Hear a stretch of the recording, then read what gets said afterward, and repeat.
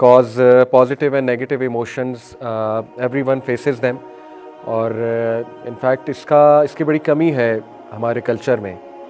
Religion की तरफ लोग आ जाते हैं but somehow they don't understand the philosophy of religion and somehow they are unable to take advantage. वो एडवांटेज नहीं ले पाते जो असल में अल्लाह सुब्हानहू व तआला के वादे हैं कुरान मजीद में।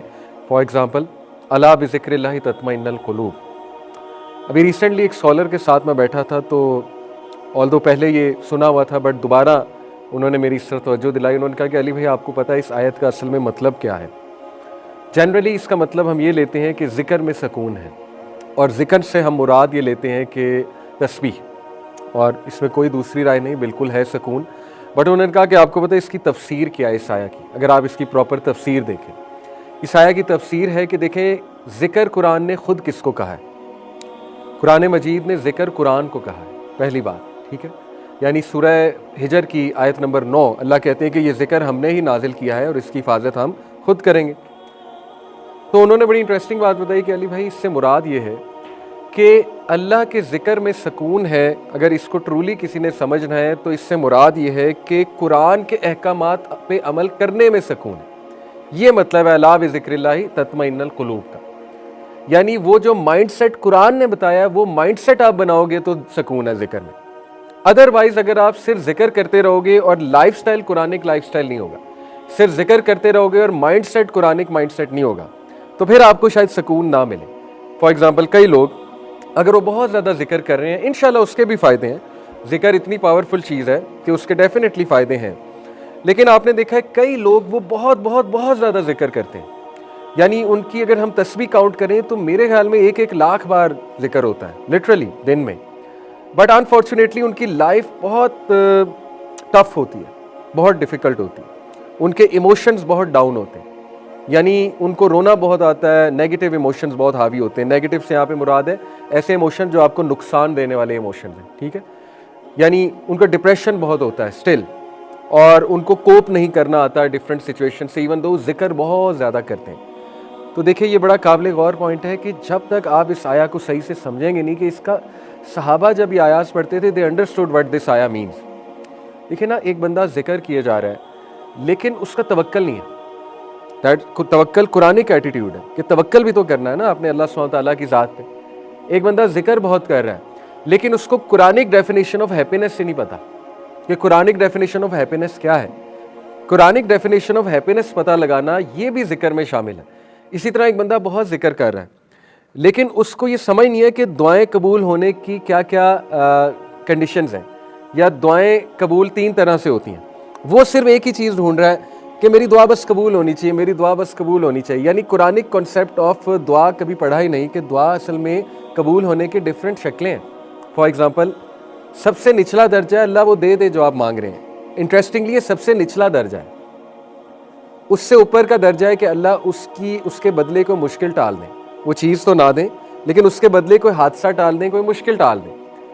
सबसे ऊपर का दर्जा है कि अल्लाह उस दुआ को आखिरत के लिए सेव कर लें, जब शदीद तरीन ज़रूरत आपको होगी एक चीज़ की, फॉर एग्ज़ाम्पल साए की, फॉर एग्ज़ाम्पल उस टाइम प्रोटोकॉल की, फॉर एग्ज़ाम्पल उस टाइम नूर की, उस टाइम लाइट की, ठीक है, उस टाइम अपने हिसाब किताब आसान करवाने की। उस टाइम अल्लाह कहे ये ले तेरी दुआ जो तू दुनिया में किया करता था या किया करती थी, तो आज ये तुम्हारी दुआ मैंने सेव की हुई थी। तो देखिए, जब तक ये कॉन्सेप्ट्स नहीं पता, ये चीज़ें नहीं पता, देखें अब हम अक्सर अज़कार करते हैं, स्कॉलर्स कितनी खूबसूरत बात करते हैं। मैं आपको बताना चाह रहा हूँ हमारा दीन कितना पॉजिटिव है।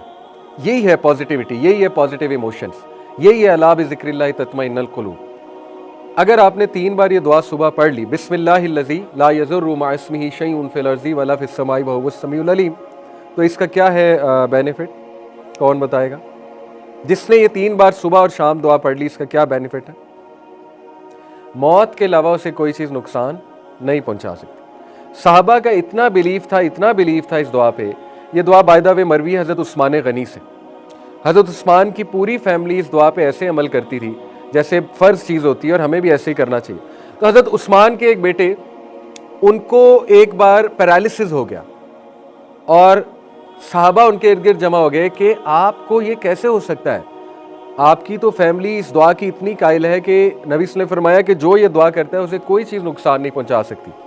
एक तो उनका तवक्कल देखें, तो उन्होंने कसम खा के कहा आज मैं दुआ भूल गया था, आज ही पैरालिसिस हो गया। एक तो ये उनका तवक्कल।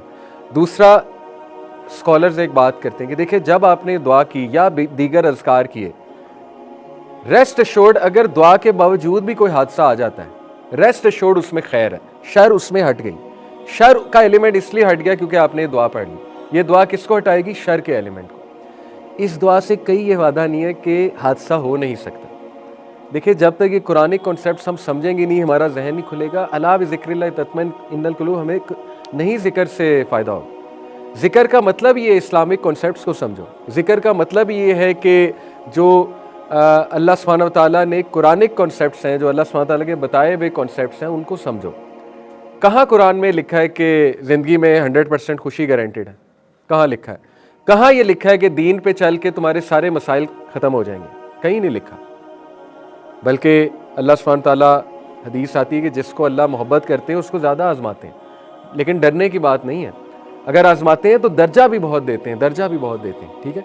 और एट दी एंड ये भी सिखाया गया कि आसानी ही मांगो, आसानी ही मांगो। ये सारे कॉन्सेप्ट्स को आपको समझना पड़ेगा। आपको समझना पड़ेगा तवक्कल क्या है, आपको समझना पड़ेगा कि सबसे ज़्यादा पेन हमारे नबी ने देखी तो मैं कौन हूँ।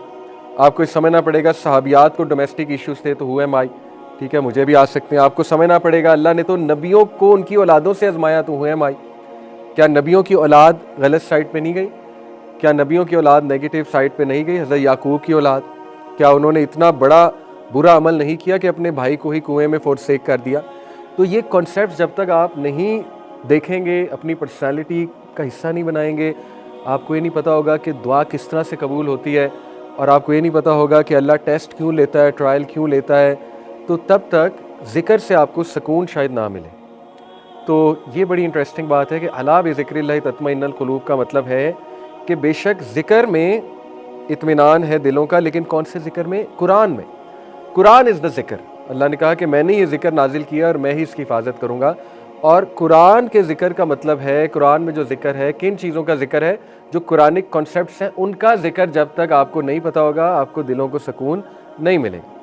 अदरवाइज़ आपको पता है कि वो फिर आदत होती है। इबादत और आदत में फ़र्क है। इबादत है समझ के करना, आदत है कि बस वो ज़िक्र जारी है मुँह पे। However let me tell you कि ज़िक्र इतनी पावरफुल चीज़ है, इतनी पावरफुल चीज़ है कि आप वैसे भी करेंगे आपको फ़ायदा होगा, ये मेरी गारंटी है। चले शायद वो दुख कम ना हो ज़िक्र करने से, लेकिन आपको इंशाल्लाह इतना फ़ायदा ज़रूर हो जाएगा कि आपको चले समथिंग जिसका रिवॉर्ड हो रहा है वो तो मिल रही है ना।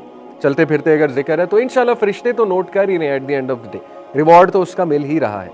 लेकिन बहुत बेहतरीन बात है कि आप ज़िक्र का फ़लसफ़ा समझ लें और आप इस्लामिक कॉन्सेप्ट्स को समझ लें। तो आज हम इस्लामिक कॉन्सेप्ट्स पढ़ेंगे कि पॉजिटिव इमोशंस के लिए इस्लामिक कॉन्सेप्ट्स को लिटरली घोल कर पीना कितना ज़रूरी है, कितना ज़रूरी है।